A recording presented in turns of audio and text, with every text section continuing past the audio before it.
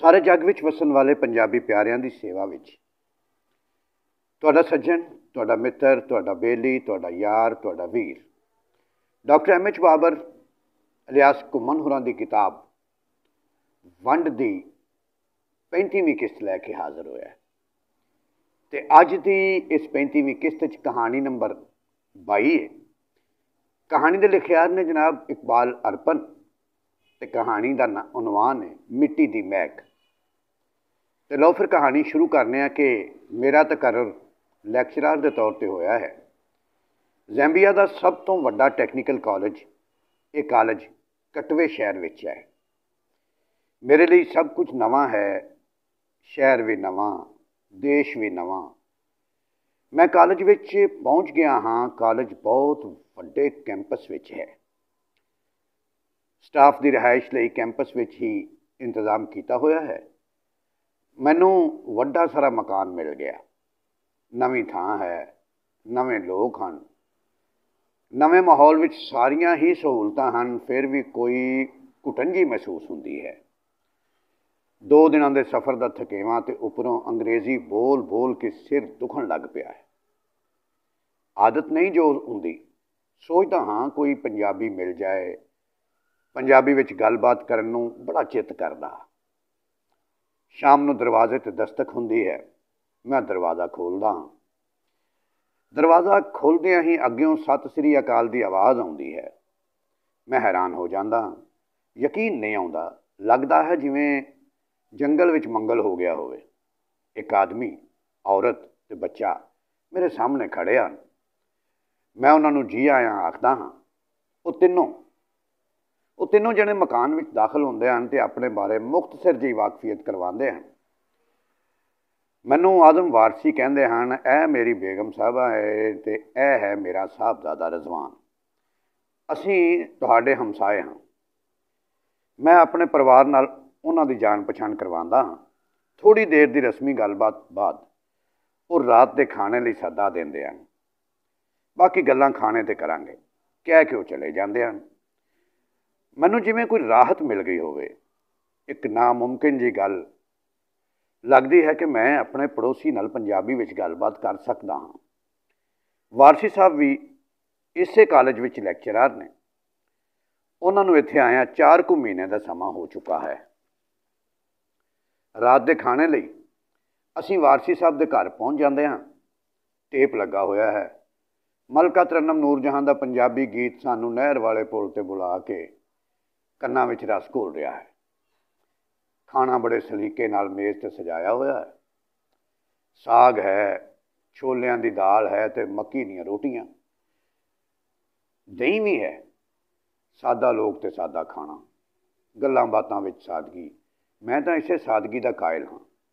नहीं तो इस जमाने में दिखावा कुछ होर ते असलीयत कुछ होर।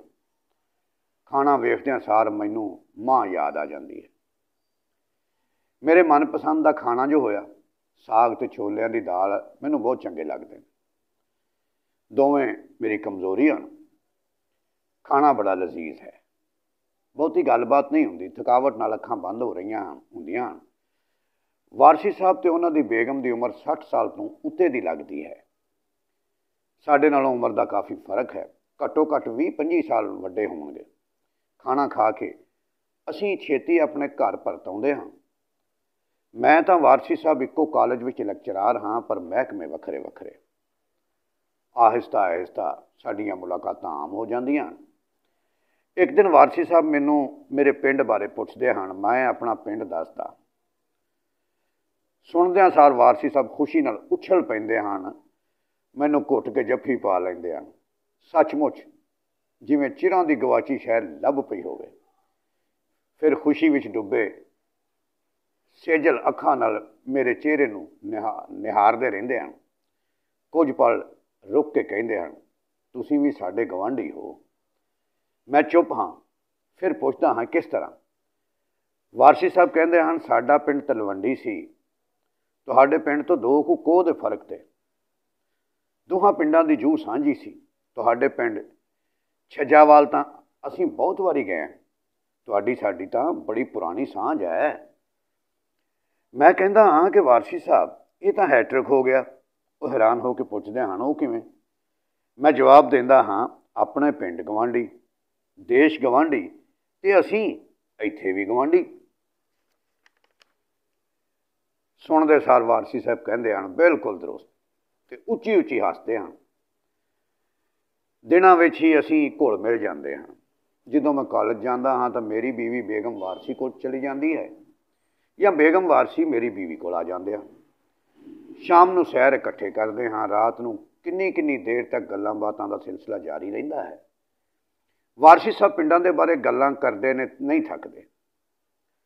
उन्हां ते पिंडां बारे गल्लां कर करके जिवें कोई नशातारी हो जाता है।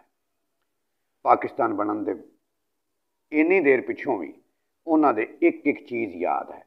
पिंड दे लोग याद हन, मकान याद हन, गलियां याद हन, खूह याद हन, टोबे याद हन, लहलहाउंदे कमाद याद हन, सोने नाल लदे सरों दे खेत याद हन, गरम गरम चब्बियां हौलां याद हन, खेतां दे बन्ने खड़े रुख याद हन, रायकोट दा मेला याद है, जगरावां दी रोशनी याद है।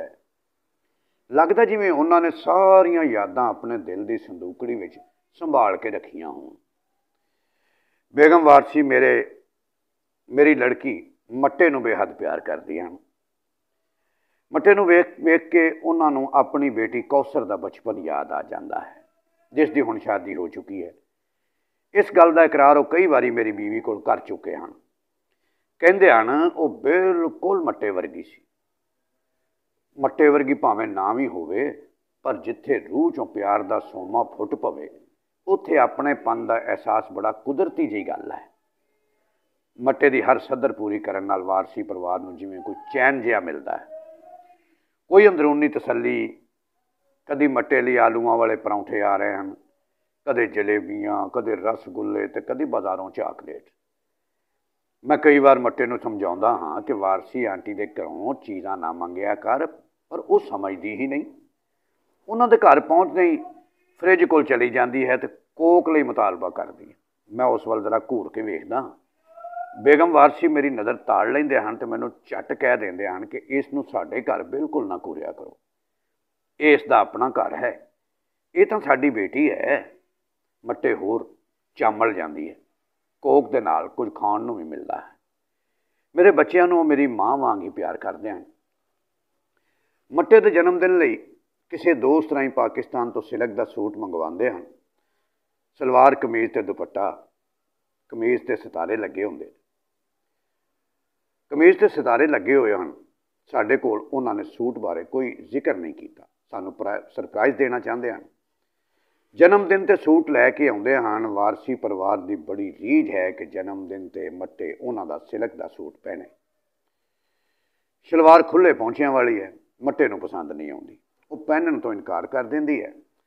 मैनूं गुस्सा आउंदा है, किन्नियां सदरां नाल उन्हां ने सूट मंगवाया है, तां ये बेगम वारसी मैनूं खफा होण तो मना कर दे। फिर सोचदा हाँ कि इस विच मट्टे दा कोई दोष नहीं, बच्ची ही तां है। बच्चे सच कह देंदे हन, उन्हां नूं परदा पाउणा नहीं आउंदा, पर जदों वड्डिआं हो के बच्चिआं नूं परदा पाउणा आ जांदा है तां ओही बच्चे सच घट बोलदे हन ते परदा बहुते पाउंदे हन। शायद ये साडी तालीम दा फल है। तीआं वर्गे दिन छेती ही बीत जाते हैं। समा भारू नहीं हुंदा। सानूं इत्थे आया 2.5 साल हो चुके हैं। साडा भारत आउण दा समा हो गया। छुट्टी आउण दा चाह है। छुट्टी आउण तो एक दिन पहलां वारसी परिवार ने सानूं रात दे खाने ते बुलाया है। खाने तो वध असीं उन्हां दे प्यार दा आनंद मान रहे हैं। हर चीज़ जिवें प्यार विच तल के बनाई होवे। बड़ी देर तक गल्लां बातां चलदियां हन। छुट्टी असीं आउणा है तो चाह वारसी परिवार नूं चढ़िया होया है। मैं वारसी साहब नूं उन्हां दी पसंद बारे पुछदा हाँ। असीं भारत तो किहड़ी चीज़ उन्हां वास्ते लैके आईए। जे उन्हां नूं किसी खास चीज़ की रीझ है तो वो लैके आईए, नहीं तो असीं अपनी पसंद की कोई चीज़ लैके आवांगे। वारसी साहब मैनूं घुट के गलवकड़ी पा लैंदे हन। लगदा है जिवें बहुत कुछ कहना चाहते होण। पर उन्हां कोलों कुछ भी नहीं कह होया। उन्हां दी अखां भर आईयां, मैनूं कुछ समझ नहीं आउंदी। वो मेरी पिठ ते थापड़े हन ते कंब दी आवाज़ विच कहना शुरू करदे हन, तुहाडे नाल मुलाकात हुई, मुलाकात नाल ही सानूं सब कुछ मिल गया, साडी झोली भर गई। तुसीं खुशी खुशी छुट्टी कट के आओ, घर आओ, असीं तुहाडा इंतज़ार करांगे।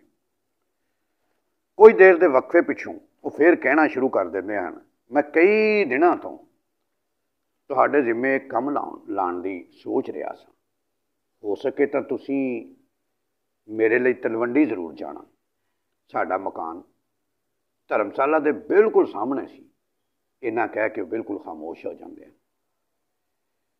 मैं सोचता हाँ कि अपने घर में वारसी परिवार का कोई गहना गट्टा दबिया रह गया होगा, काली विच नाल नहीं ले जा सकते हुए। खैर कोई गल नहीं, पर हुण तां पुराने घर ढा के नवे बन गए होणगे। वारसी साहब का खजाना लभना मुश्किल होगा। चलो खैर, मैं यतन जरूर करांगा। मैं अजिहियां सोचां विच डुबिया होया सी कि वारसी साहब ने मेरा मोढा थापड़िया ते कहण लगे, जे हो सके तो साडे मकान के विहड़े चों मिट्टी की एक गुथली भर के लै आउणा।